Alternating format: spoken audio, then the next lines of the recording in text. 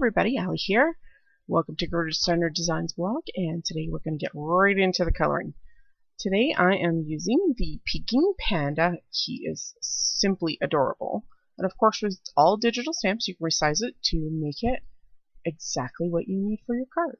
So this is going to be my card front. I've actually already taken the image and fussy cut around my little panda. So this is going to be my outer portion of my card. Now I've taken my Copic markers and I've started with some blacks, and I'm going to put the information up on the right hand corner, or the left hand corner for you. I'm leaving a little bit of a light space on the tips of his ears and also on the tops of his paws, just so you can differentiate the paws from his face. Now I'm just adding some really light W markers. Started with a W00, working from a W1 to working from a 00 to a W00 to a W1 and blending them out. And I'm going to bring in my blender solution here, and I'm just going to spritz it onto my cloth there. I have this piece of cloth that I keep for this purpose, and what it's going to do is going to push and add texture to anything that is colored in Copics. So his ears and his eyes and his paws all have this kind of variegated texture to them. I'm going to add a little bit of subtle pink to his cheeks and his ears, darken them up just a tiny little bit there, and he's pretty much done. Now we're going to work on coloring that panel that he's on the front of. So I created a mask using a full sticky post-it note, and I just ran it through my printer just like I would print out the image. And I fussy cut it out, and I'm just using my Copic airbrush system to add a base color onto that. And now I'm just tacking down a wood grain stencil to the front. And I'm going to start with an E13, but I'm going to move to something a little darker, because it wasn't quite as rich as I thought it was going to be. So I brought in a deeper, richer brown and added it through the stencil. Super fun and super fast when you use an airbrush, and voila! We now have a wood grain panel for the front of our card. And what I'm doing now is I stuck in my same dark brown marker upside down so that the brush end was sticking out. And what it does is it adds a little bit of fine splatter, so it made it look more textural. And then I just took the same dark Copic and ran it down the edges just to get rid of that white paper core. So I've adhered my panel on the front of my card, and now I'm just fussy cutting out the extra cardstock off the back, because I want him to be hanging off the card. I don't want him to have anything showing around him, so you can actually see the inside of the card with him being hanging out. Now I've cut a couple of these grass edges, and I'm doing the same thing with my Copic airbrush. I'm just going to add some color.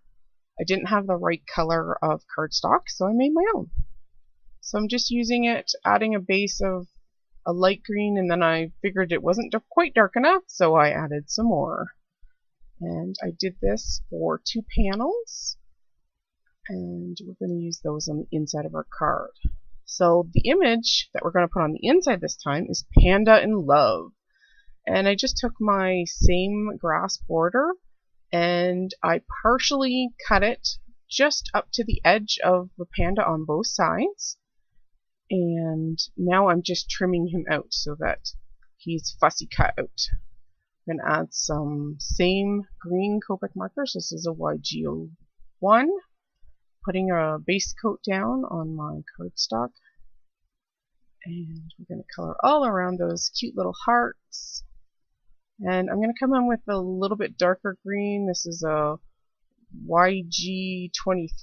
A little bit darker, richer green. Adding some more color.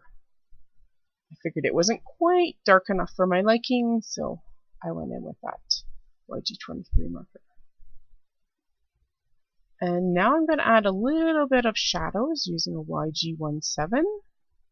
And I'm going to take in my YG23 and just soften those out a little bit. I wasn't too worried. I wanted it to be fairly easy and simple coloring, so I wasn't too fussy about getting that done. Now we're going to go in and basically we're going to color all of those cute little hearts, and I just chose some nice pastel Copic colors.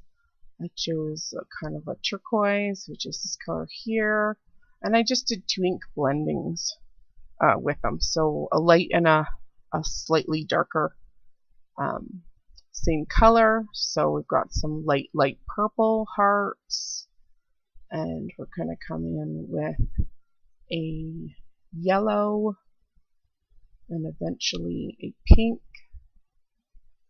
And what other shade did I use? And a blue as well. And just lightly colored all those heart images in.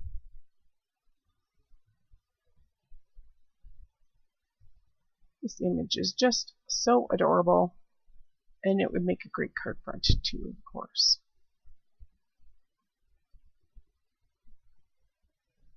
Just coloring all those in. I wasn't even worried about too much shading either. Very, very simple shading. I thought about going in and adding a little bit more contrast, but I wanted to keep it light and airy and cute. So I decided, we'll just leave the hearts just simply colored. Nothing too fancy. And this actually didn't even take me all that long either, which is always good. So now we're going to go in and color our panda just like the panda on the front of our card. I'm starting with the Y00, putting down a coat of ink.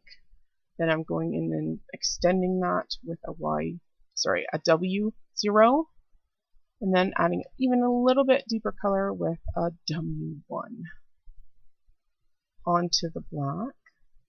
This color is an N6, so I went with the neutral black, and then the darker is an N8. So I added my lighter shade of black, just getting a base coat on his ears, around his eyes, on his paws, and on the bottom of his feet. So cute. And then I came in with that N8 and just deepened and darkened up any areas that I wanted darker. I did leave some of that N6 showing. It just allows you to able to see the contrast between the foreground and the background. So I'm just blending in that darker color now. Pandas are just so easy to color. I mean, really black and white. Da da da da. I'm going to bring in that Copic blender solution in that little rag.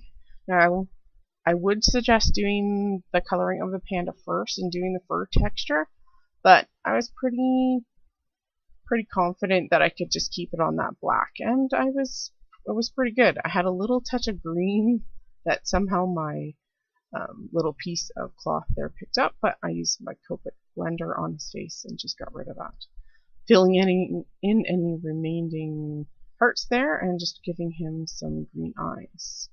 So we're going to take our base grass, and we've got our foreground grass, and just gluing those down to the inner piece on the inside of my card. We're going to pop that right in. Square cards are always nice to do. It's a good change of pace.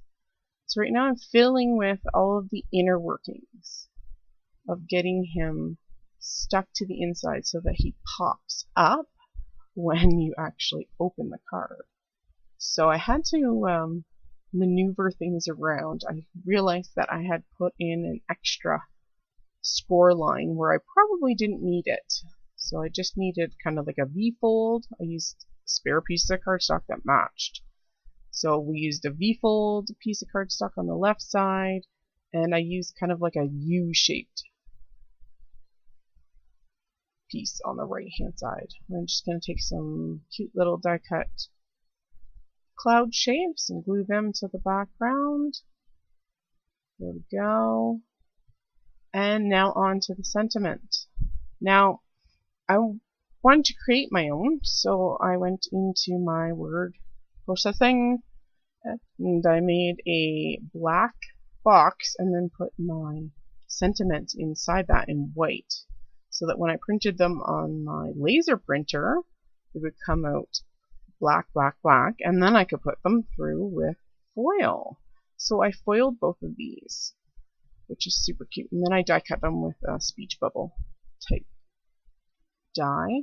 Now, the one on the inside I wanted to pop up when the little panda popped up. So I made myself kind of a little cheater strip of acetate, and I originally thought that it would sit to the right of his head, but didn't quite work. It actually stuck out of the card, so I ended up changing the placement of that. And you'll see that in a second. So I tried it on. I stuck it to the back of the panda so that it moved with him, and I realized, uh-oh, it's actually outside the card. So I just removed that piece of acetate again, retaped it kind of straight up and down at a 90-degree angle, and took off the old tape because it was on the wrong side, and put on some new tape, and voila.